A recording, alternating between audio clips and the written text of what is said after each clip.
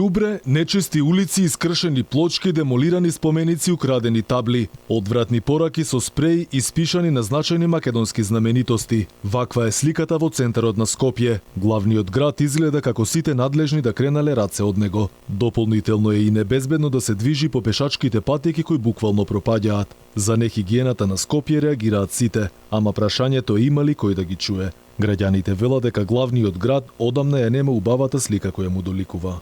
Како може така да дозволат? Зашто и полицијава нема ли камери, нема ли? Тоаш како не треба да одговара. Како може истиот народ тука сега што се движи, што оноди во Виена, во Берлин да биде, не сме да го шкрта тамо споменикот?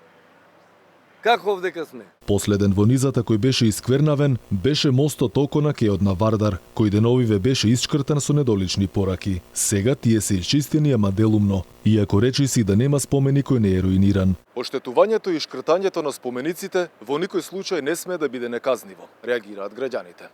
И бараат поголема будност и сериозност од институциите, кои како што велат го преспале периодов. Имињата на хероите се офарбани со спреј, а надлежните никаде ги нема да реагираат, се жалат граѓаните.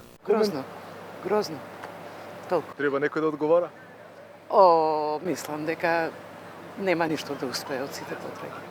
Па дека постават камера, една тука, една таму, тоа не кошта многу пари, а може све да се види. Ова не е прв пат мостот око да биде оштетен. Пред неколку месеци од тука беа украдени голем дел од плочките со написи од спомениците, на кои пишуваше што значат и за кој споменик станува збор. Предходно и мостот Гоце Делчев беше мета на кражби, од каде исчезна речиси целиот заштитен метал. Алфа праша во град Скопје што се случува со оштетувањата на мостовите, но и со лошата слика на главниот град, но и дали некој ќе реагира, ама оттаму барем засега нема никаков одговор. Дека мостовите се во се полоша состојба може јасно да се види, па така иако туристите се сликаат со знаменитостите, тие се чудат како никој не води грижа за нив. Лошата инфраструктура е главен проблем за Скопје, па така речиси и да нема улица која не е раскопана. Доволно е само да се направи една обиколка низ градскиот плоштад, но и да се види дека и таму сликата не чини. И ова е дел од секојдневието на главниот град, кое со години, за жал, стои руинирано и во лоша состојба. Лошата инфраструктура е проблем и за велосипедистите, кои освен по главните улици не можат нормално да возат секаде. Велат дека градот е полн со дупки и дека некој морало да поведе сметка за нив. Овде условите се никакви и тој дел од паркот до овој дел овдека негдека не се добри условите. Плочките тука тој дел не се направени и овој дел вака низ плоштадов не.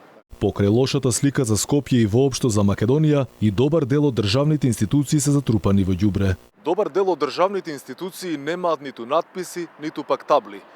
Па така некој ако дојде однадвор, нема да знае за која институција станува збор. Инаку јавноста периодов е се погласна дека Скопје никогаш не бил толку валкан и хаотичен град и дека навистина некој мора сериозно да поработи за тоа да се промени. На Скопје велат му треба градска култура пред се, со цел да се вратат сите работи за градот пак да живее како метропола.